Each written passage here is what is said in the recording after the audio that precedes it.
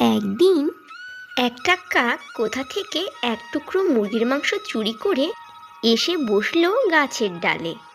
মাংসের টুকরোটি সে মজা করে খাবে। গাছের নিচেই ছিল একটা শেয়াল দাঁড়ানো।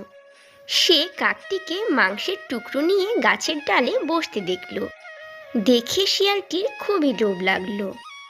ইস, এই মাংসের টুকরোটি যদি আমি খেতে পারতাম।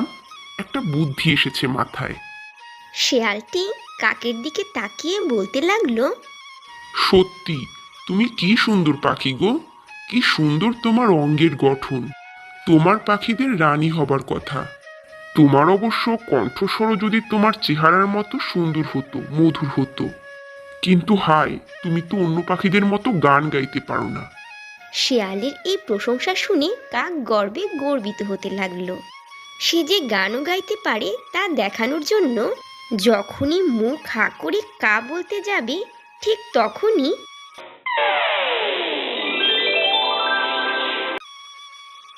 শিয়াল মজা করে মাংসের টুকরোটি খেতে শুরু করলো।